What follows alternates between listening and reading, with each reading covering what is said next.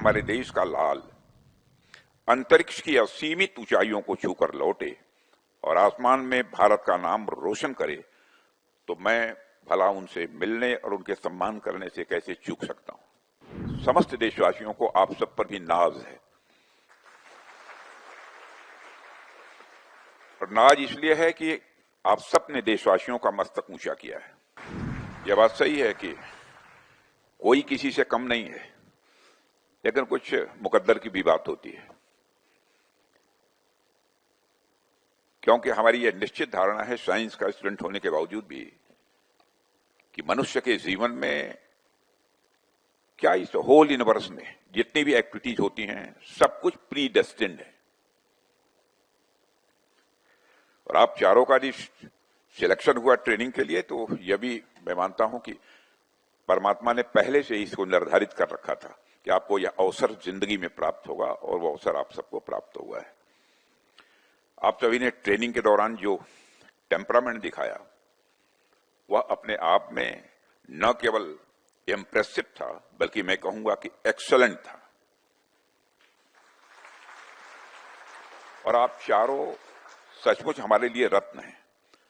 न सिर्फ आप चारों रत्नों, बल्कि आपके परिवारजनों को आपकी सफलता के योगदान के लिए और इस सफलता में योगदान देने वाले अन्य भी व्यक्तियों को तथा समस्त देशवासियों को मैं इस मंच से बधाई देता हूं। और इस समारोह के माध्यम से आप सभी का सम्मान करके मुझे बेहद खुशी हुई है। खुशी ही नहीं हुई है, मैं स्वयं को भी गौरवान्वित महसूस कर रहा हूं। आमतौर पर हमारी आर्म्ड फोर्सेस का कोई व्यक्ति या कोई ग्रुप जब एवरेस्ट या और सफल माउंटेनियरिंग के बाद लौटता है तो मेरी यह कोशिश रहती है कि मैं उनसे मिलूं। कोई अथाह समुद्र को मापते हुए मिशंस को पूरा करता है, तब भी मैं उनसे मिलता हूं, उन सबको मैं बधाई देता हूं। ऐसे में जब हमारे देश का लाल अंतरिक्ष की असीमित ऊंचाइयों को छूकर लौटे और आसमान में भारत का नाम रोशन करे, तो मैं भला उनसे मिलने और उनके सम्मान करने से कैसे चूक सकता हूं।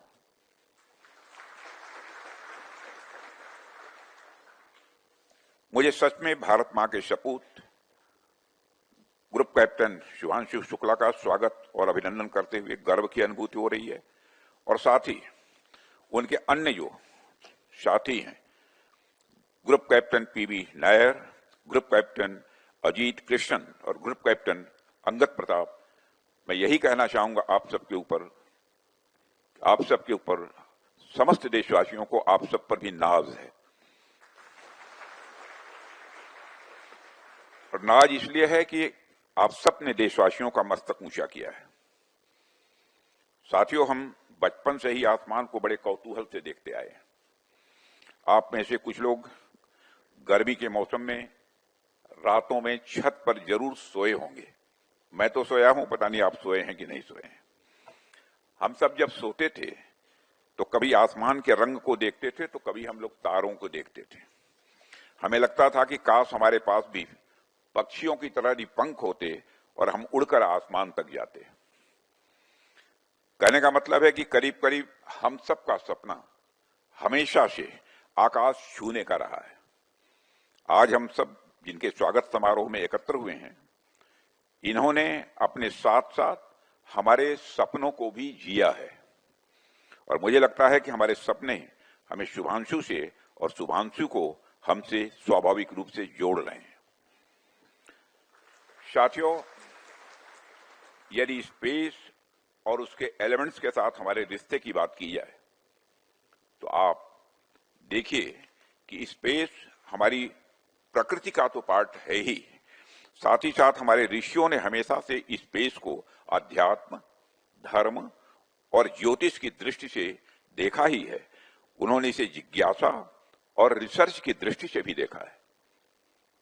प्राचीन भारत के खगोलविद आर्यभट्ट और भास्कराचार्य ने उस विज्ञान की नींव रखी थी जिसे आज आधुनिक दुनिया स्पेस साइंस कहती है।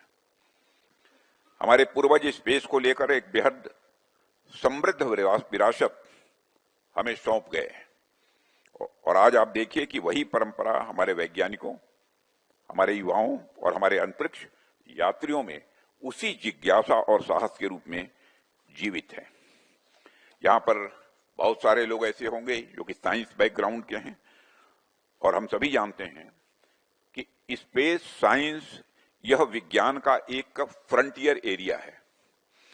जिस प्रकार artificial intelligence, quantum physics, astrophysics और जेनेटिक्स विज्ञान के फ्रंटियर एरियाज हैं, उसी प्रकार स्पेस साइंस भी विज्ञान की एक फ्रंटियर एरिया है। और इस एरिया में प्रगति करने के लिए निश्चित तौर पर हमें एक टॉप क्लास साइंटिफिक इकोसिस्टम चाहिए होता है। और मैं समझता हूं इस दृष्टि से भी भारत निरंतर प्रयत्नशील है और आगे बढ़ रहा है। साथियों, आज का भारत अर्थ के सरफेस से ऊपर की दुनिया में लगातार आगे बढ़ रहा है। और आज जब हम भारत की स्पेस जर्नी की ओर देखते हैं तो हम पाते हैं कि हमारा कंट्रीब्यूशन केवल स्पेस में उपग्रह भेजने तक सीमित नहीं है। आज भारत चंद्रमा से लेकर मंगल ग्रह तक अपनी उपस्थिति दर्ज करा चुका है। आज भारत गगनयान जैसे मिशन के लिए भी पूरी तरह तैयार है। साथियों, मैं इसे केवल तकनीकी उपलब्धि के रूप में नहीं देखता, बल्कि आत्मनिर्भर भारत का वह नया अध्याय है जहां हम विश्व की बड़ी स्पेस पावर्स के बीच पूरे गर्व के साथ खड़े हो रहे हैं। साथियों, भारत का अंतरिक्ष कार्यक्रम केवल लैबोरेटरीज और लॉन्च व्हीकल्स तक ही सीमित नहीं है। यह हमारी राष्ट्रीय आकांक्षाओं और वैश्विक दृष्टि का एक प्रतीक है। चंद्रयान से लेकर मंगलयान तक हमने यह सिद्ध किया है कि सीमित संसाधनों के बावजूद इच्छा शक्ति यदि असीमित हो तो कोई भी लक्ष्य हमारे सामने स्वाभाविक रूप से छोटा पड़ जाता है। साथियों, भारत का विजन स्पष्ट है। भारत स्पेस को केवल रिसर्च के क्षेत्र के रूप में नहीं देखता है, बल्कि हम इसे आने वाले कल की इकोनॉमी, सिक्योरिटी, एनर्जी और ह्यूमैनिटी के फ्यूचर के रूप में भी देखते हैं। इस स्पेस से प्राप्त टेक्नोलॉजीज, चाहे वह संचार उपग्रहों, मौसम की निगरानी से संबंधित हों या प्राकृतिक आपदाओं से निपटना हो, आज भारत के गांव-गांव और खेत-खेत तक वह अपनी सेवाएं दे रहे हैं। और आने वाले समय में space mining, deep space exploration और प्लैनेटरी रिसोर्सेज भी मानव सभ्यता की दिशा बदल देंगे, ऐसा मेरा मानना है। इसलिए इस यात्रा में भारत पीछे नहीं रह सकता। हमें आगे बढ़ना है, हमें नेतृत्व करना है, और यही कारण है कि आज हम अपने उन नायकों का अभिनंदन कर रहे हैं जो केवल अंतरिक्ष यात्री ही नहीं, बल्कि इस राष्ट्रीय स्वप्न के अग्रदूत हैं। और मुझे यह भी बताया गया है कि आज से 40 साल पहले जब राकेश शर्मा भारत का प्रतिनिधित्व करते हुए अंतरिक्ष में गए थे तो उसके कुछ ही समय बाद शुभांशु शुक्ला का जन्म हुआ था।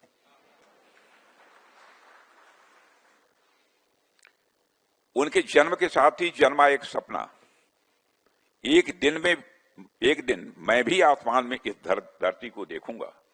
और आज 40 साल बाद न सिर्फ शुभांशु के बचपन का देखा सपना पूरा हुआ, बल्कि भारत भी एक बार फिर अंतरिक्ष तक अपना परचम लहराया।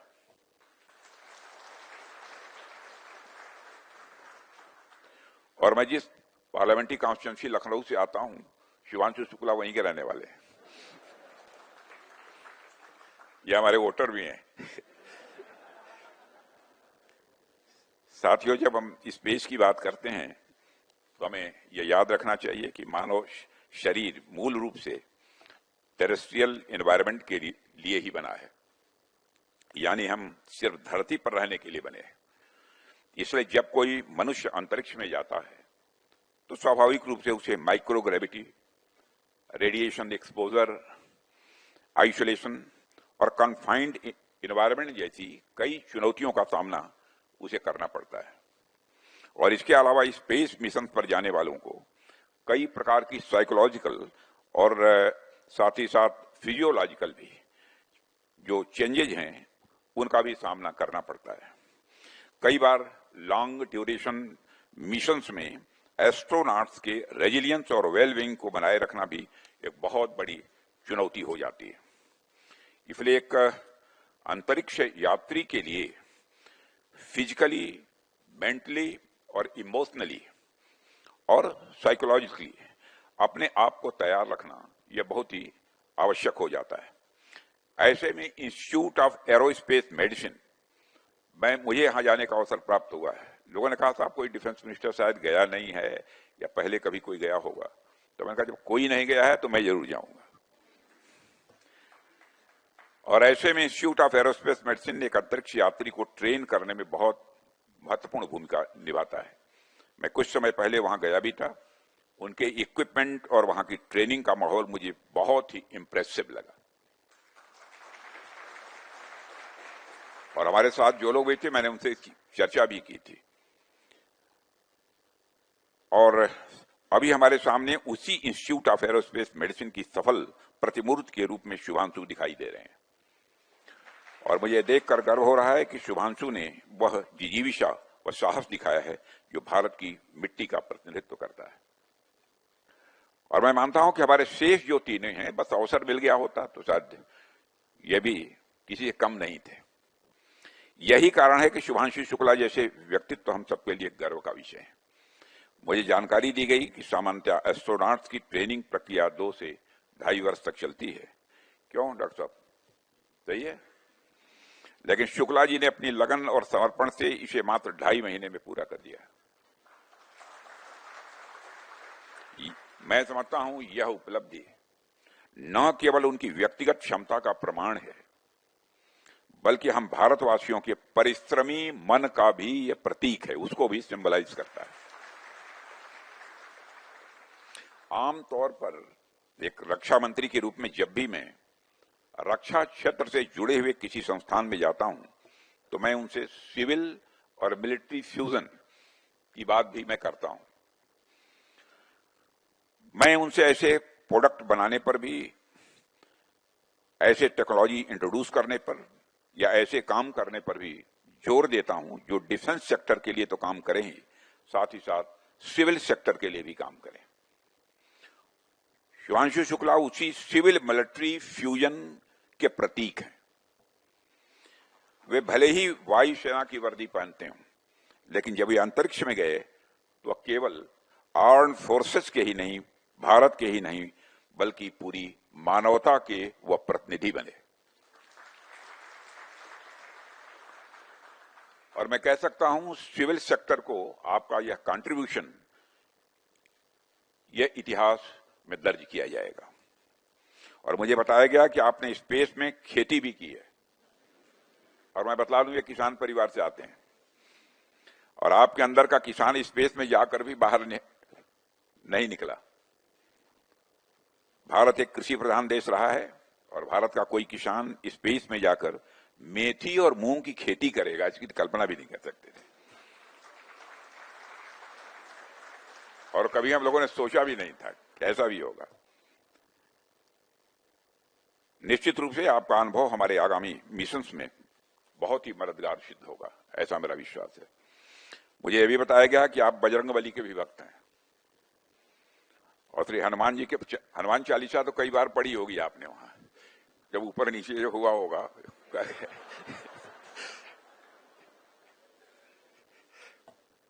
और हनुमान जी के बारे में तो कहा जाता है कि बाल्यावस्था में भी उन्होंने सूर्य देव को फल समझकर निगलने का प्रयास किया था। और वह कथा केवल एक मिथक नहीं, बल्कि जिज्ञासा, साहस और असीम ऊर्जा का यह प्रतीक है। आज वही भारत भूमि जहां ऐसे देवताओं की लीलाएं हमारी कथा और हमारी कहानियों में हैं, वहां से निकला हनुमान जी का ही एक भक्त आसमान की ऊंचाइयों को छूकर लौटा है और हम सभी के बीच में मौजूद है। और मैं मानता हूं यह केवल एक विज्ञान की विजय नहीं है, यह एक विश्वास की, साहस की गूंज है।